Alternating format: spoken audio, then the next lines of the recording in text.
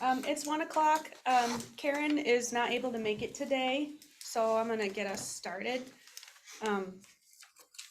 Oops. I know we sent out an agenda last week, a very brief agenda. We had a couple of updates from some people, and then I had a summary of our internal survey that went around through email. I think it was 2-3 weeks ago. So I have a couple things I'm going to share on the screen that Karen sent me that she wanted me to share with all of you. Let me just make sure that everybody who wants to come is in. It does show up here when someone tries to get in, doesn't it? Yeah. Okay. So I know we were going to give you an update from Alyssa Bubb, and she sent a note to Karen. She couldn't be here in person, but what Karen wanted you guys to take away from her comments is that Alyssa Bubb says that she wants to recognize this team, the affordable housing team, for all the efforts that you have done to date. And you deserve credit for everything you've been able to accomplish. Her note is short. If you want, I can read it. She says, "Hello, Karen. Thank you for reaching out on the housing needs assessment." Sorry, I should fill in that Alyssa Bubb is from Ontario County. So thank you for reaching out on the housing needs assessment. Current status update is that Urban Partners recently wrapped up the stakeholder interviews with nonprofits, developers, municipalities, and employers. She thanks us for our membership, meeting with them and providing insight. Urban Partners is working through the information and analyzing the data. There were about 1,000 respondents to the survey, so that's good. Urban Partners is using the data plus research and census data to write a report, and they will share with the County Planning Environmental Quality Committee in April. I believe that we will get, information after that point. But they couldn't come today, but this is what they wanted us to know. So it sounds like they're not quite finished with the processing, but the survey itself that the county sent out is done. But yeah, so they appreciate what we're doing too. What is, again, that sounds paltry in terms of response. Yeah. It's being statistically insignificant. It's only people that got an axe to grind or are, well, I wouldn't assume that or it's are insignificant. involved. I don't know. It's you. What's the population of the county? Yeah. I don't know. 120. 120? Yeah. So 1,000? Yeah. It's on the low side, yeah. But I don't know that it was distributed to, I think somebody's in the waiting room. I don't know that it was distributed to every household, but. Yeah, No. How do you reach them? Right. Right. It was mostly digital. I know like the town received information from the county asking us to share it. And we did. The county shared it digitally. I saw it a couple different places, but I look for stuff, I follow the county's Facebook page and stuff like that. So Yeah, I saw it several times as well. So, but it was out there. So yeah. I was in a meeting that they said that they think, well, they said it's going to come back with that there's a need for housing, but then, it's the next steps with that we've often talked about and how much. And John, you were at some of those same meetings that I was. There was another one that we were at together that the County Economic Development Director was talking about that. So. Well, we all know there's a need for housing, right? It's just a question of Value. Right. How much? Yeah. How do you do it?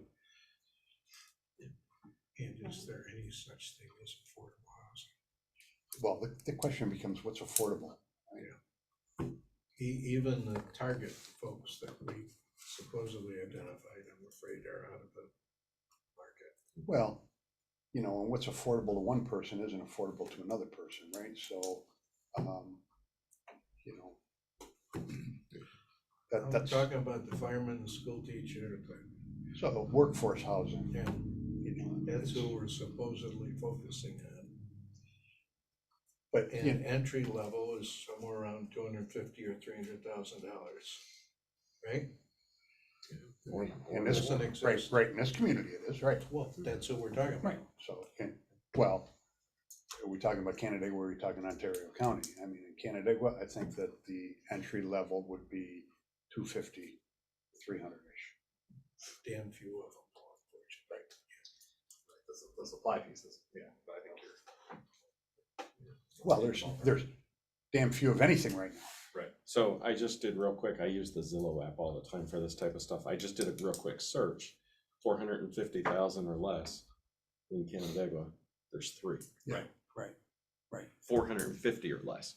And there's 2 sales pending. Right. 250, you'll find 0. Right. I mean, that's, You know, and we were at the board meeting the other night, and I wasn't gonna get into it at the board meeting, but we had the principal from the middle school saying that you could build houses for $150,000 all day long. I mean, it's not economically possible. I mean, you could if you built one of those 400 or 500 square foot homes, maybe you could. Even then, John, they can't, I mean, this Ryan Wallace, that 752 square foot unit, $240,000. Yeah. Can you imagine how small that is? Yeah.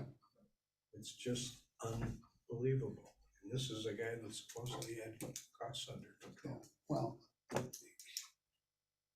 That might be a good segue to our next agenda item, which is, Ryan Wallace, and his solar village stuff. But is there any other discussion on the Ontario County Housing Survey? I'd like to know who these people are that are hired to do the survey. Urban Partners. Yeah. Do we have any data on them? I'm sure we can get it. So I they're don't I do know know, of it. So it's a okay. national firm. So the county put out a request for proposals and they evaluated different responses that came into them. And Urban Partners, I believe, is based out of I want to say it's the Mid-Atlantic. It's whether it's Baltimore, Washington, whatever, but they're a national outfit that they go around and do this type of stuff all across the country For housing? for specifically housing. So, yeah. So they're referenced, they're used, they work on a lot of different, specifically analysis type studies for municipalities and stuff, and specifically for housing. The gentleman that I ended up talking to, I think he was based out of Pennsylvania, and he had done some work in this area before. So he seemed very knowledgeable. And it'll be interesting to see their report. Is that all they hired him for, just to do this survey, or? Yeah. Well, it was the study, right? The analysis basically for the county. There's another piece to that we've often talked about is infrastructure.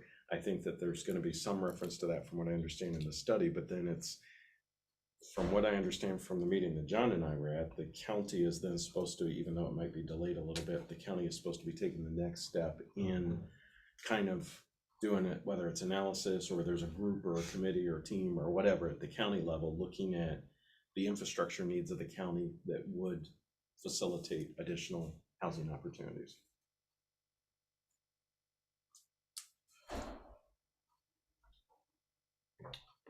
We good? Yeah.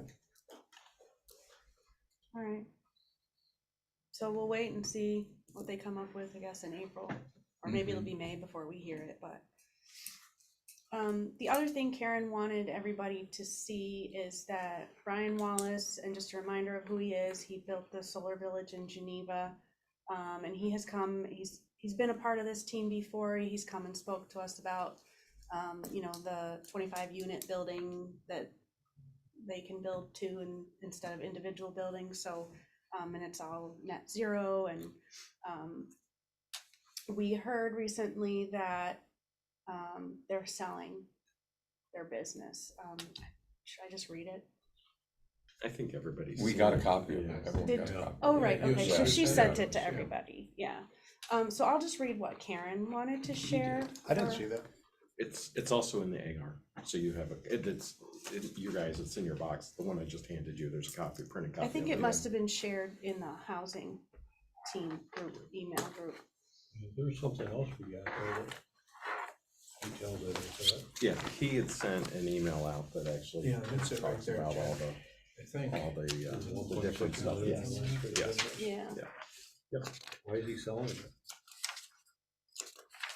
Well, economic. Yeah. I mean, that's what the email, the gist of it is. You got too much. I think, you know, the gist of Yeah, his too much email paper. out that he sent was that he would hate to see it broken up, and if it could be turned into a nonprofit somehow, that would be, There you go, that's it, Jim. would be Back good. one, I think that's why he's selling it, right there, because it But- became a nonprofit. on the right-hand side, that's the start of his agreement, yeah. Anyway, I'll just read, it'd just be easier for me to just read what Karen wanted to share with you all. She said, Ryan's been a strong and knowledgeable advocate of affordable housing. The information he gives in the letter is sad, but it's also valuable information about the cost of doing business in the housing market. It highlights the importance of grants, tax credits, and any federal and state help that's available. Karen believes the county is working on trying to find a buyer for Ryan's facility.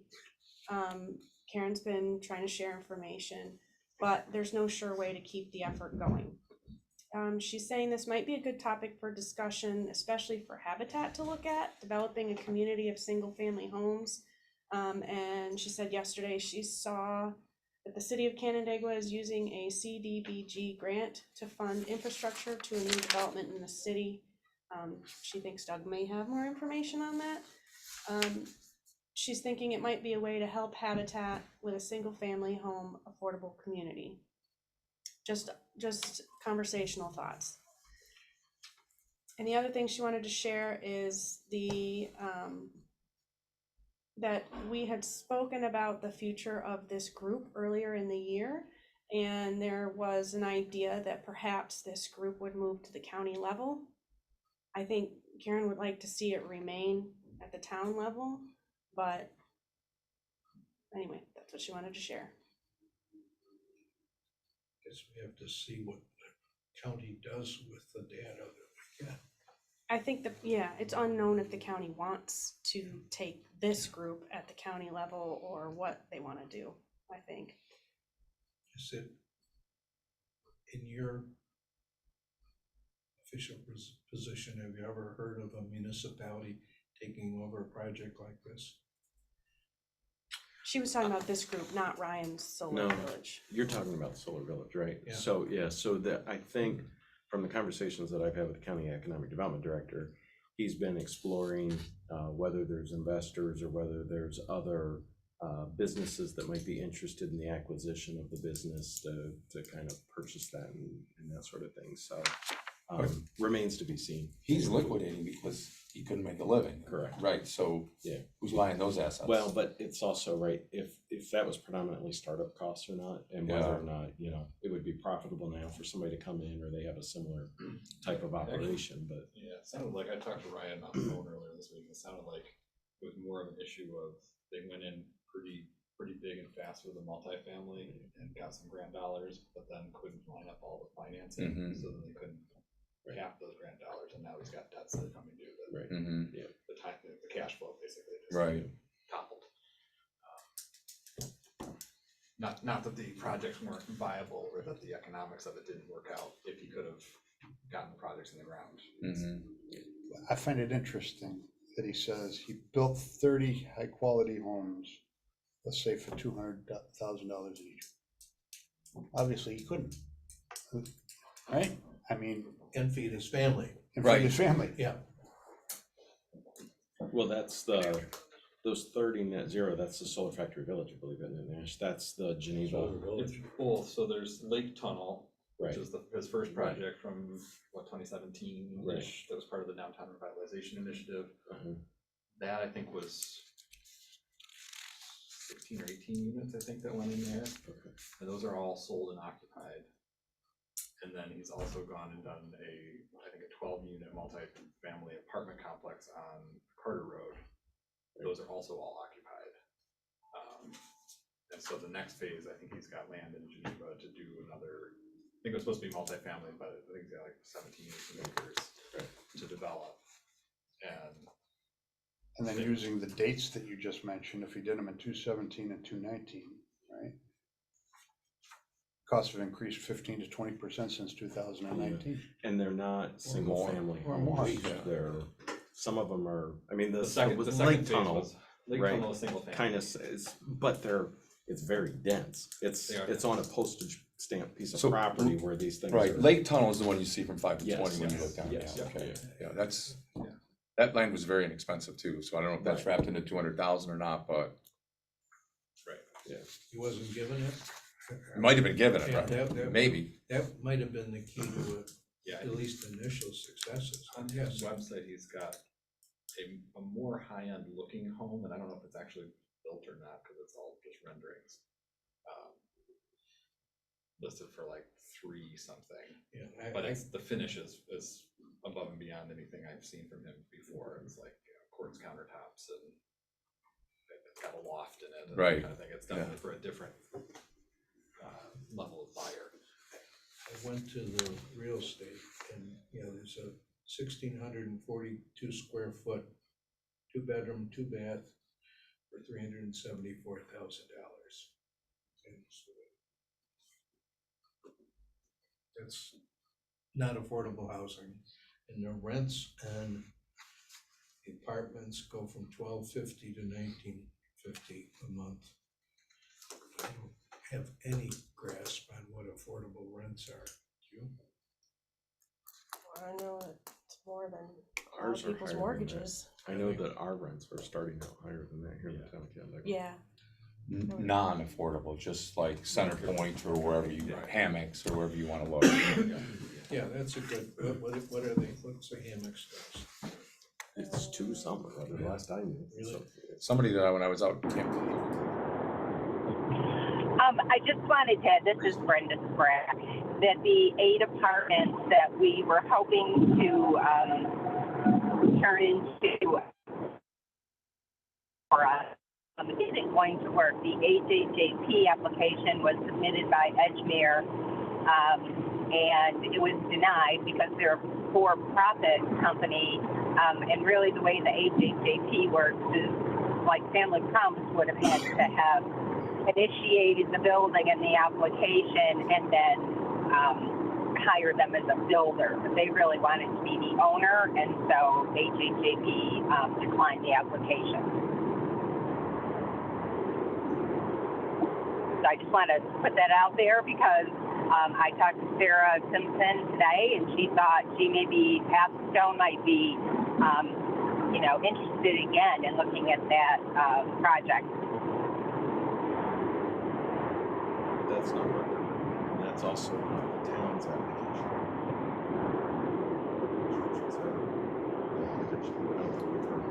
I haven't heard anything. I don't know if Shauna has any other information. No, we have not heard anything yet.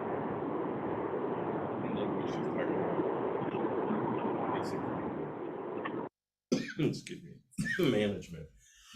I think with those particular 8, right, so it was 8 of the 48, so.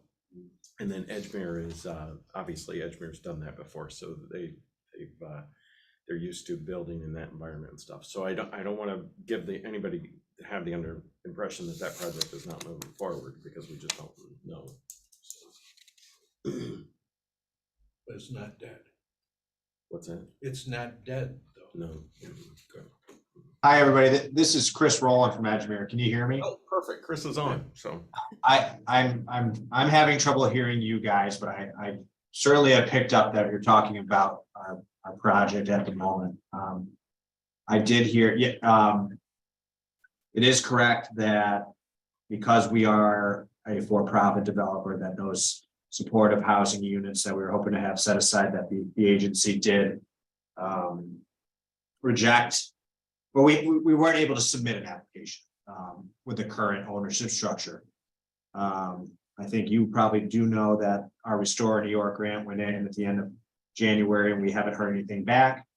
And we're still waiting to hear from the New York State Homes and Community Renewal on whether or not they funded our application that we submitted back in December. So not dead, just waiting, and hopefully waiting for good news. And we'll keep everyone posted when we hear anything. Perfect. Thank you, Chris. Thank you. Thanks for the clarification. Seems that this emphasis on trying to develop single-family housing is probably never Impossible. going to occur. Impossible. I mean, you have some economy of scale with like 48 units in a building such as Edgemere's talking about. But even there, It's not cheap. the rentals are gonna be, you know, as far as, you know, keeping the group at the town level here, it's, I don't know what the town is going to be able to do. The county is, you kick it up another level to the county or from the county to the state. I mean, there's more pressure that can be applied, more whammy that might be able to be brought to bear, but for the town to keep this going, I just question what it is we're after. I mean, to keep pressure on the county.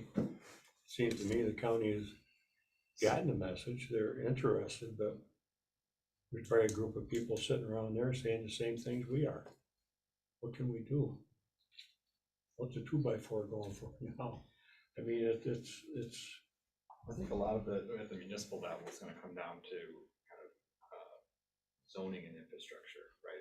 And the availability of land that can be developed at an affordable cost. Because, you know, if you're looking at larger parcels, that becomes expensive. You know, in terms of minimum lot size, that becomes expensive from affordability. That the density is really what's needed. And then when we look at, okay, but where can you then connect to water, sewer, right? That pool of what's out there and could be access is pretty limited, and that then results in higher prices and all of that. So whether that's at the county level and the town level, I think those are kind of the two areas to lean into and see how can we create more desirable building lots for higher density affordable housing, whether that's rental or ownership. well, what's that building lot have to cost in order to make it so-called affordable? I mean, $10,000 for a tenth of an acre, the right price, then you go in and add $200,000 worth of house. And the infrastructure to get to wherever that land is, we generally expect the developer to pay that. Right. It can't be borne by the rest of the town, so it just seems like isn't there a song there about goat or something running his head into the rubber tree and all that stuff? And going to ordinance. I agree with you, but if the town changed minimum lot size, minimum square footage, setbacks, But Would why that- would we do that? I'm Okay. gonna finish. We kind of like what we've done in Uptown. I don't think it would spur any more building. That's because it's just not economically. Mhm. You know, I feel bad sometimes where we say you gotta have X number of square feet or acres or whatever, but that's not the deterrent. It's the sticks and bricks. It's the basic labor. economics. Yeah.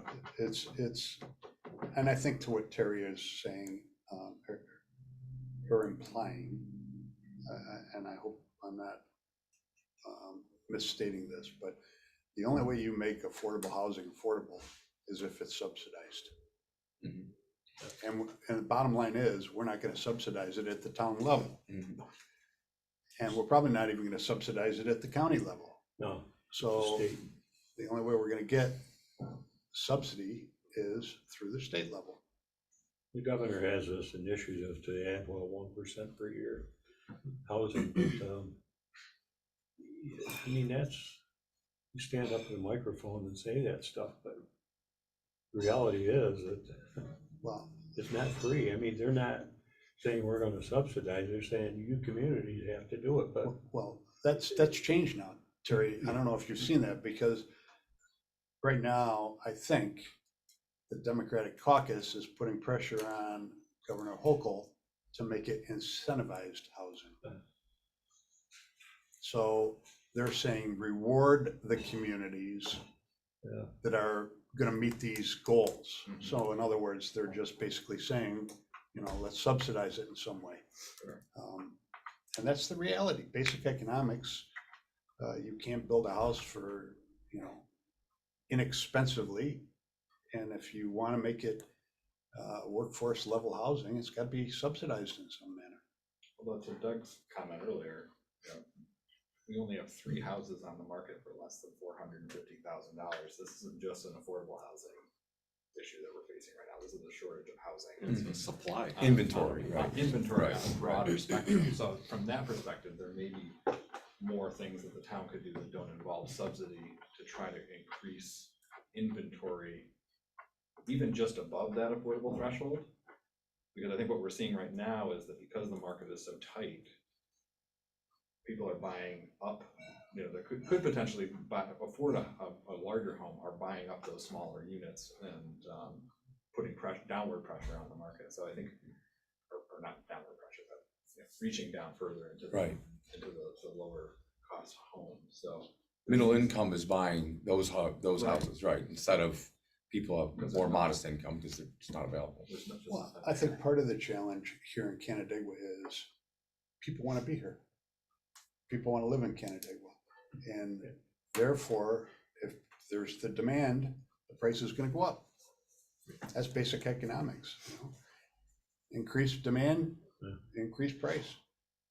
Well, to some extent, we have these other factors, right? So the feds are increasing interest rates, so then will that have an impact? We know that we have short-term rentals, right? That's eating up some of our supply, and as we've prepared to make some changes, and potentially the market might make some changes in terms of market demands, that might free up a little. There's a lot of factors that come into this, right? You may actually see over the next year more homes come on the market than what we have right now.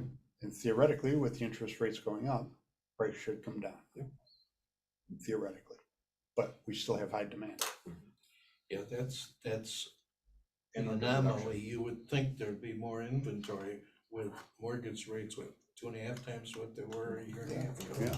Well, there was a house on East Lake Road that I inquired about, and it went on the market. The first day it was open, they had 70 people going to look at it, even in these conditions.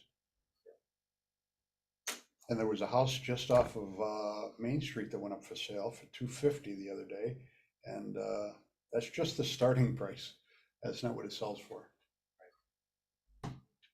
And then the other thing you have going on right now, and it does exacerbate the lack of supply because the interest rates are rising. And I was just recently listening to a New York Times report on this, that people are deciding to just stay with their home, right? Instead of refinancing it or selling it or whatever. Right. And so again, it all kind of adds on, but we are doing things, we're looking at short-term rental, we're looking at our zoning, we've done uptown, we're looking at infrastructure. Those are all the types of things, as you said, zoning and infrastructure, we're doing that, we're evaluating those. And supporting, I see Jeff Cook is also on the line here, and then Chris from Edgemere. I mean, those are potentially large projects that would be coming into the community, providing more housing in the town of Canandaigua. But how affordable are they going to be? I mean, it still comes down to dollars and cents, and the dollars are going to be up there. It's, multifamily is a rather than single family. We have people want to push single family. That's great. I mean, great if everybody could live that way, but the fact of the matter is that the money isn't there for a lot of people. So the next best choice is multifamily. So Well, not everybody we're doing wants that. single Well, no, family either, but- so.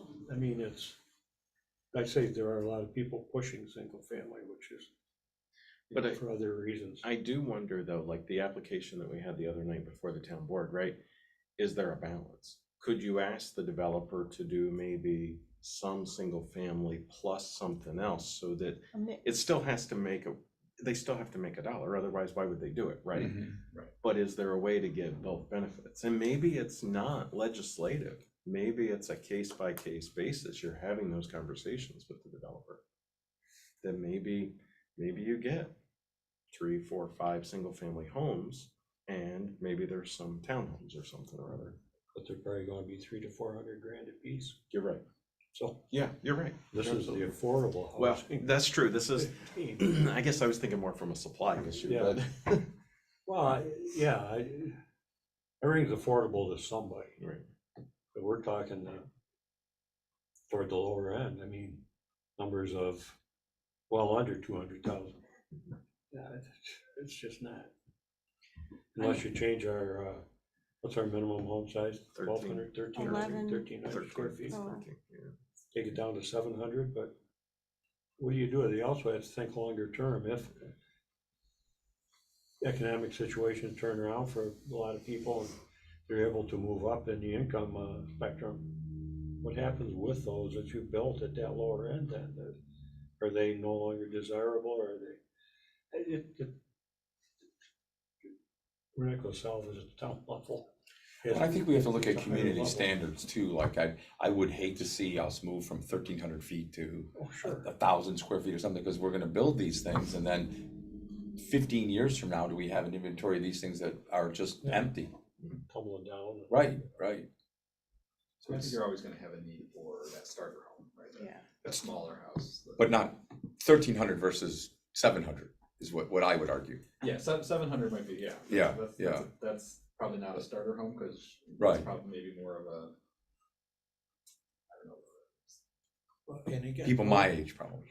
Yeah, or I was actually thinking, a young person entering the workforce, but has not maybe. Made money, yeah. Not gone to the starting a family Right. phase yet.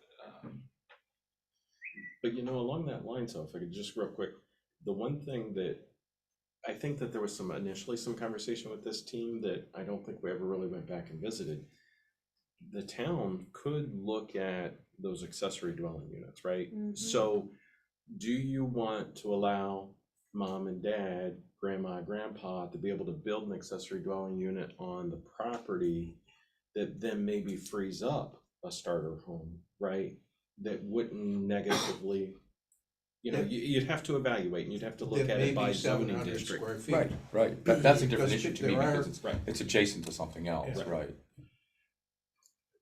700 square feet, roughly double the size of This room, right, Yeah. for everything. Well, and again, the Everything. ones in But it is a way to in build a less Geneva, the first ones expensive built in potentially Geneva were home, and we don't allow it. 750 square feet. And That's somehow people are living in there, and it's all Well, what you're, yeah, you could live in, I mean, Yeah. it's not that you could, I mean, and they might, people used to live in they caves. sold out, right? Right.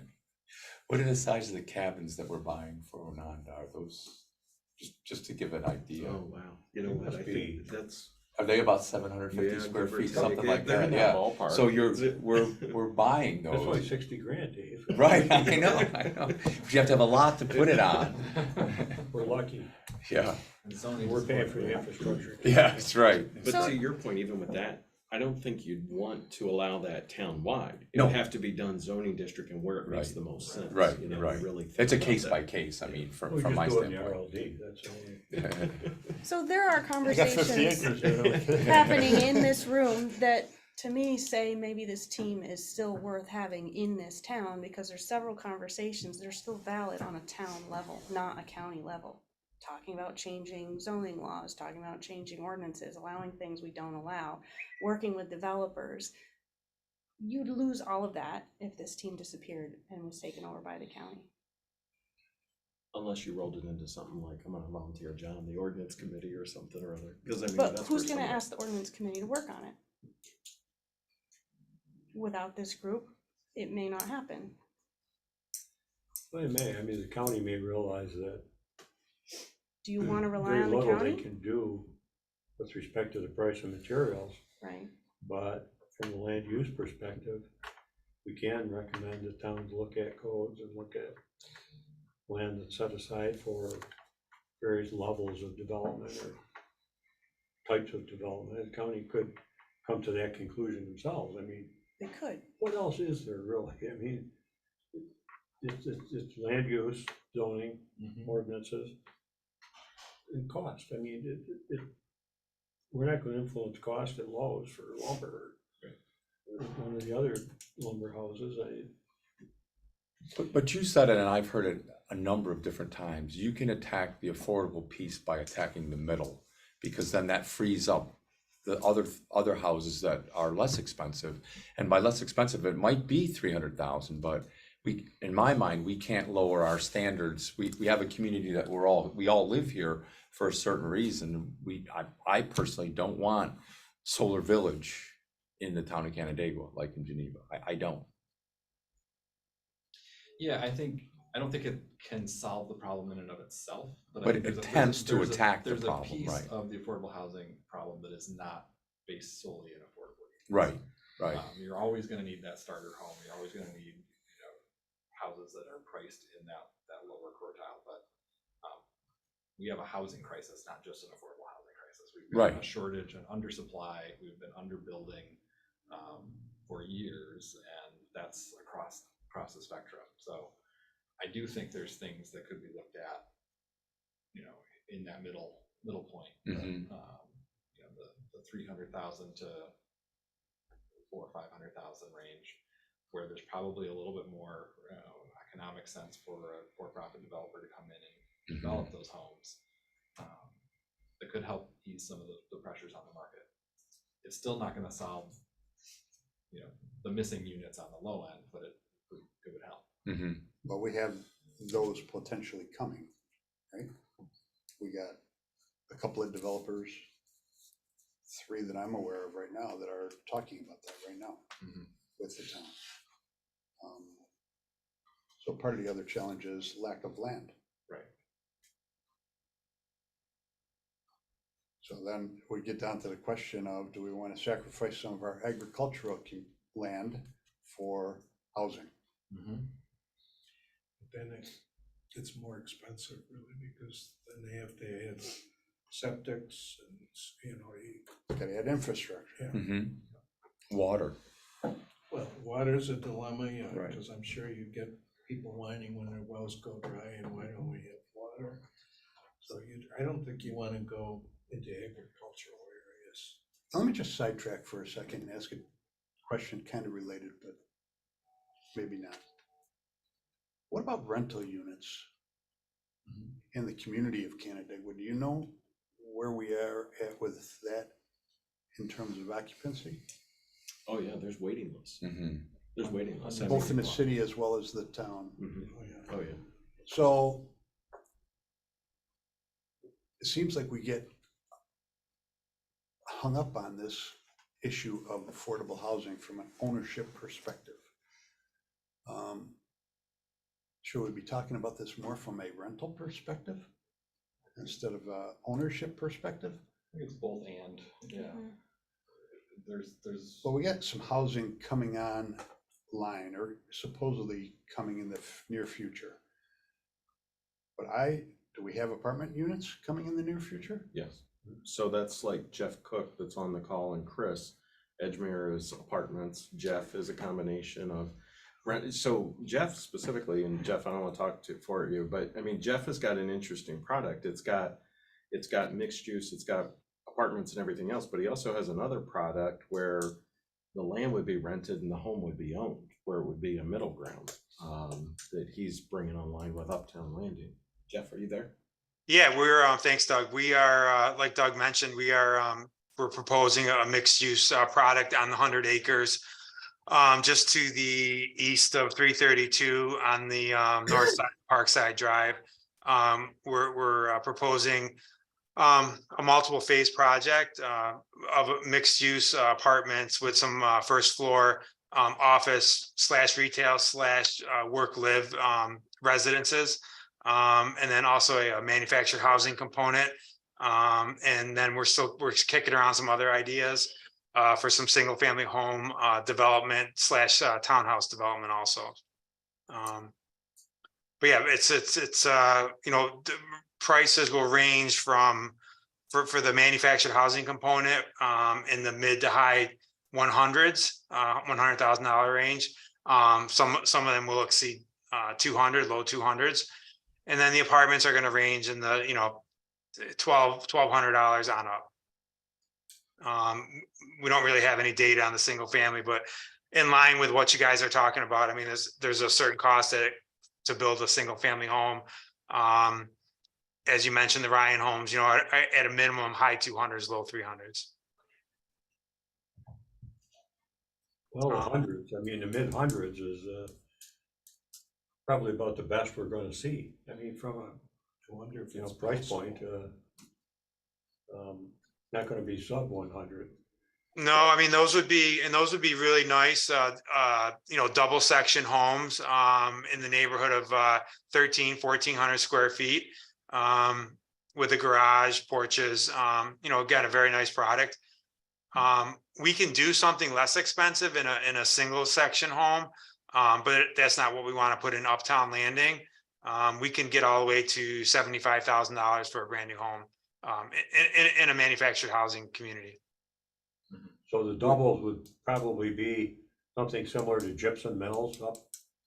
Yes, but even nicer than gypsum mills. Yeah. We've been working for months now with Jeff, and actually I just happen to have a diagram here. You'll see this in the AR this week for the town board members, but like we've been working with Jeff, and really what you're gonna end up with is these are gonna look like a single family home community. They're manufactured rear load garages with front porches, so it really has a nice community development, and he's working through all the specific and logistics, but that's what he's talking about, is you'd end up with essentially a single family manufactured home that's ground set with a garage for what, 150, 200,000. Now you still pay the lot rent because he's going to retain ownership of the lot, but it's something that we don't really have in our community today. It's a new asset that would be coming to the community. Kind of an in-between. Is there a problem with financing on something like that? It's kind of, to me, it'd be like a trailer or a mobile home, like. Manufactured home. It's a ground set manufactured manufactured home. Where I understand they have a problem getting financing, or they have to pay too much. Jeff, for you want to talk financing. about financing? I mean, there's plenty of companies out there that do that, right? Yeah, so we, I mean, you're right, for some of the, like, you know, CMB or some of the other local banks, they will not finance a manufactured home unless it's on its own parcel. But we have several financing organizations that we use where financing will not be an issue whatsoever. Are they competitive with a mortgage on a traditional home? They're a little bit higher, but they're still competitive. So can you define manufactured home? Sure. So anything before 1976 is considered a mobile home. In 1976, Department of Housing and Urban Development, HUD, adopted a national code, which changed the name to manufactured home. And so what that allows us to do as a manufactured housing retailer and community owner, and also all the local code offices, is we can bring in a manufactured home that has the same standard that's accepted by all the municipalities. So you don't have to get individual building departments to approve of each home, because they're all built to the same national standard. So the correct definition right now is manufactured home. They still come in on axles and a ton. That's just how they're delivered, and it's actually one of the big advantages is over a stick built home is how they're manufactured. They're manufactured in a factory. They go down on an assembly line, and then they're delivered to the site, and then they're delivered and hooked up and moved into. So Jeff, in that particular case, like for instance, on these, and I'm just showing them a little chart that from your most recent submission to us. Yep. So the manufactured home is manufactured off-site. You're delivering it. You're going to ground set it on the thing, and then am I to assume that you're going to actually construct the garage, porch, anything else that needs to be done that would be on site attached to the. That's correct. The garage would be stick built. That's something that just cannot be manufactured in a factory economically. How about panelized? I would think you could panelize a garage. Again, they've looked at it, and right now we're just going to stick build it. So you pour pads to that and then drop them on that? So traditionally, what we do in our current communities is we do pour pads that are at grade. So you end up with a home that's about 30 to 36 inches above grade. What Doug just mentioned, which we're going to do in Uptown Landing, is we're going to do what's called a ground set foundation. And what that means is that pad that's usually at grade is gonna be approximately 30 to 36 inches below grade. So all the infrastructure or the pad that's gonna hold the home up will be below grade. So you'll just have one step going into the home. So it'll just give it that much more of a single family type of a feel. There won't be any skirting. These will be block walls. They'll look like single family homes, especially with Yep. the garage and the porches and everything else. Yep. As far as accessibility, even one step can be a problem. Especially if some of your potential customers are going to be elderly or otherwise able. I mean, they can have a ramp. I mean, it's no different than any stick-built home. Most of your stick-built homes are not at grade. There's always gonna be at least 1 or 2 steps up into the house. Jeff, for your single family that you mentioned, are those anticipated to be site built, or are those like a factory built modular? We haven't really, both, the discussions I'm having right now are more on the site build side. Okay. And then follow up on that, do you have any interest in a nonprofit partner working on kind of subsidized housing in that space with you? Yeah, This is yeah, national. we're open to anything. Okay.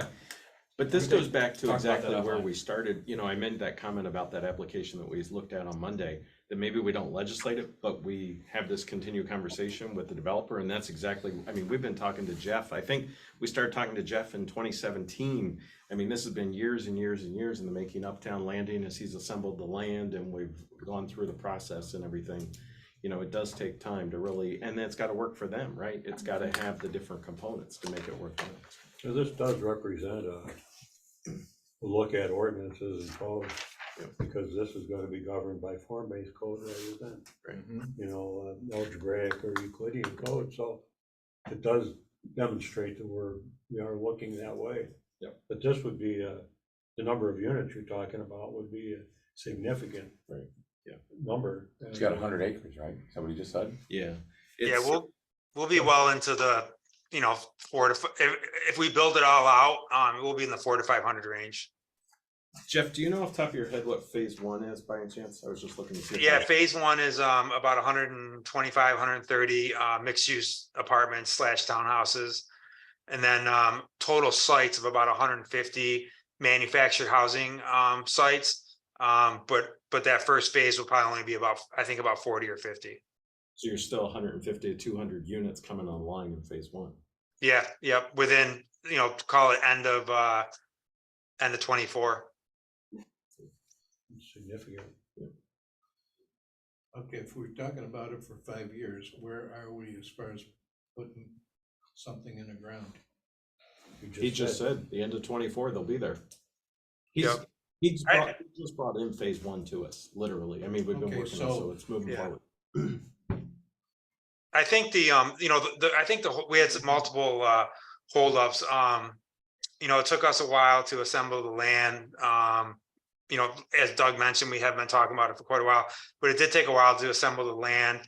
And then, and I think, Doug would, I don't think he'd mind me saying this, is we were waiting on the form-based code to get passed, which just happened, in the fall, right, of 22? Yeah, 21. Yeah. But yeah, and then we knew that there was problem with infrastructure. I mean, it was all those things That was my combined, next right? I mean, question. it's been. Have we got enough sewer and water? Yeah, no, but it's been a work in progress by a lot of people. I mean, it's not only the developer, but it was the town, it was the county. We all had to work together to get that to where it is today.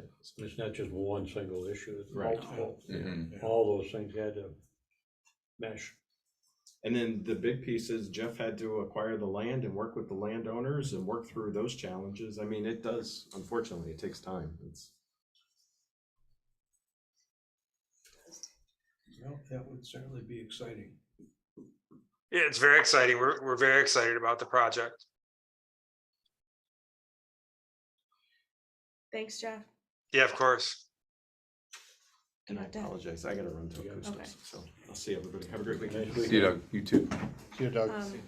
I have a hard stop at 2, so we got about 10 minutes. I know I did share our internal town generated housing survey that I sent our little report with the pie charts out to everybody.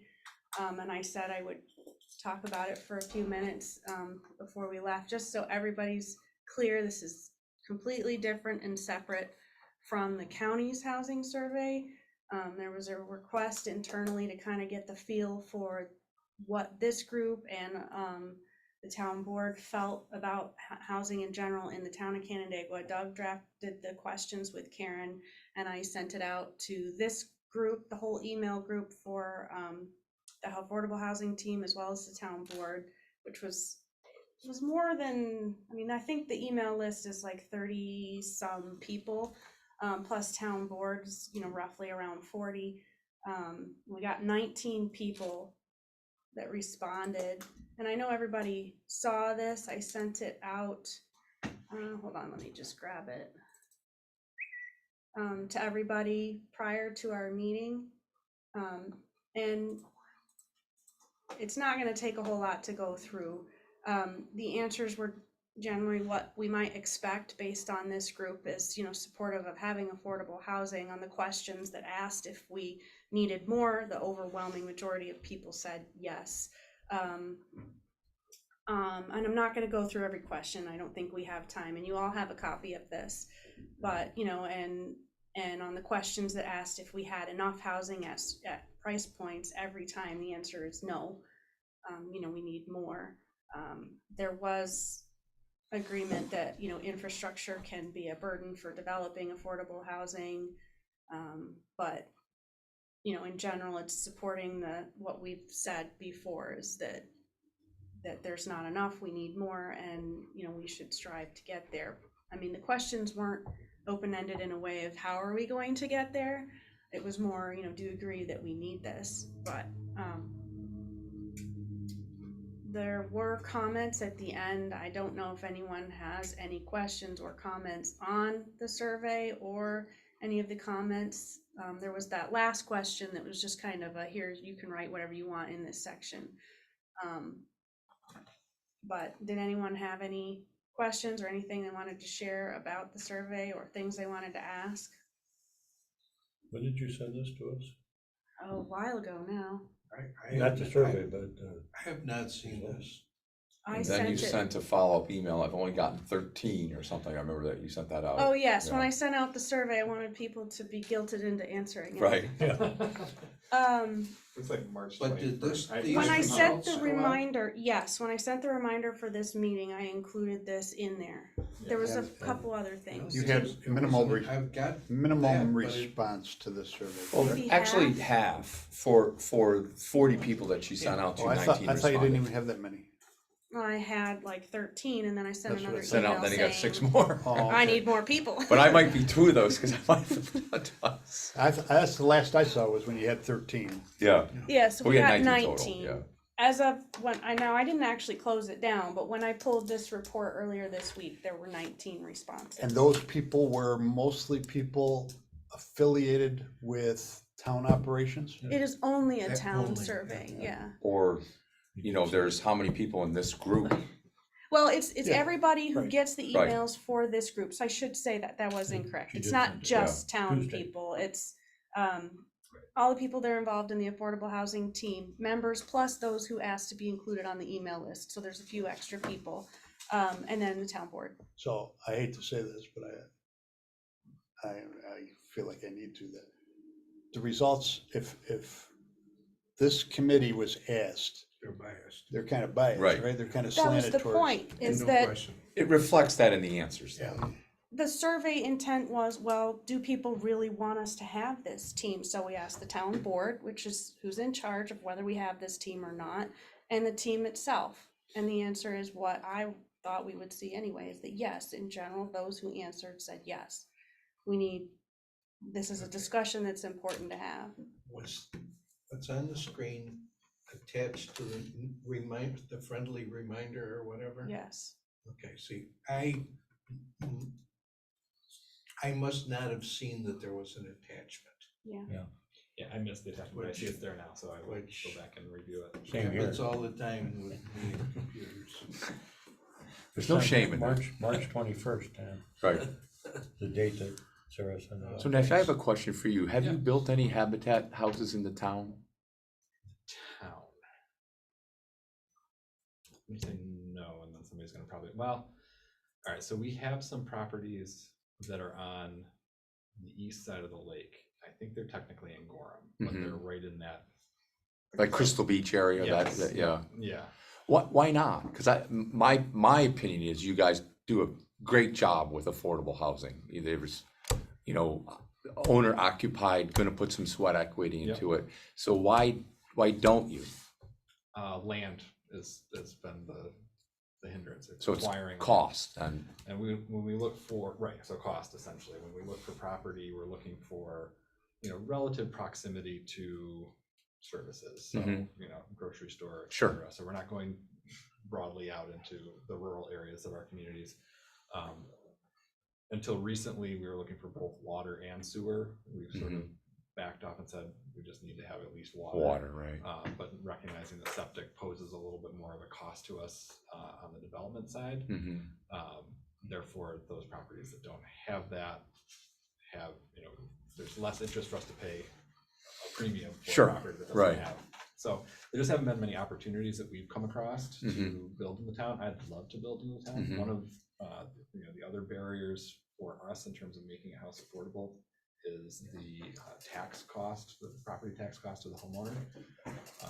So the way we structure the sale of our home, we look at taxes, interest, principal, that monthly payment that they're gonna have, basically, you know, principal plus escrow has to be 30% or less of their income. So the higher the taxes are, Less, they can afford right. the principal, which Sure. means the more subsidy we gotta pour into the property. So the town of Canandaigua, in the, you know, in the scope of Ontario County, has relatively affordable property tax rates. So it's very desirable purely from that standpoint. It's just land acquisition. It's just, Land acquisition is. yeah. And where there are those things that I mentioned, there's a lot of competition right now. From other developers. But you went out to Crystal Beach, which doesn't have grocery stores and Right, whatever. right, So, yeah. yeah. How many square feet is the house on Buffalo Street? Just That first. is roughly 1,200 square feet that we just finished on Buffalo What Street. is that, 3 bedrooms? 3-bedroom, 1 bath. And it, you know, the shared living area is basically a kind of an open floor plan of living room, dining, kitchen. At your cost, what does that cost? That's about a $250,000 cost for us to build that house. Without utilities? So with utilities? So it's 200 bucks, $200 a square foot. Yeah, all in to All in? develop it, you know. so Lot and everything? But lot, you got yeah. the lot for free, didn't you? The lot was donated, yeah, in that case, So that's another, So, and when I say that I'm including all of those factors, so we, even if we, you know, get a piece donated, we value that and say this is part of our. Throw it into the overall cost. Overall Right. cost, right, so cash out of pocket cost probably was significantly less than that, but in terms of the development. so, and to me, that's a bare bones Yeah. house, and There it's are probably- $250,000. When did you finish that one? Last Yeah, she moved in 6 just months before ago. Christmas, yeah. So you experienced 2022 costs? Caught all the upside. Yeah, and to give you so we built that exact same house 2 other times in the city of Canandaigua. The first time in 2017, so And what was your cost at that time, do you recall? that was closer to 200. So you had a Yeah. 20% increase? Yeah. Roughly, You also just what we were talking about. have a lot of donated labor. Yes, You're not paying carpenter, electrician necessarily, necessarily, right, yeah. you know. But I'm hearing you say that you built those costs in. We to built that those costs, and 240. we don't assign a value to, like, the team of bankers that come out for a day with us, not that there isn't value in their participation, I don't mean to say it that way, but in terms of the cost Understood. model, Yeah. you know, we'll add in things like, if we have an HVAC contractor that's donating their time, we would put a value to that, et cetera. Yeah. So yeah, there's tremendous subsidy that goes into even the houses that we're building. So it is very hard to produce. We could probably produce it for a little bit less than that by trimming some of the energy efficiency stuff that we've incorporated in the last few years. But we're looking at it also in the lens. of Long-term, it's- long-term yeah, affordability. That would be. It's good to hang on to those, Against right? the interest of Yeah. our home buyers to do. Right. I have to leave. You guys are welcome to continue talking if you want. You should shut that down. All right. Well, thanks, everybody, for jumping on the call. Thanks, Jeff, for filling us in, and Chris. Anytime. What is? We'll be in touch. Thanks. Have a good weekend. Thank you. Bye. Thanks, everyone. Bye. Habitat.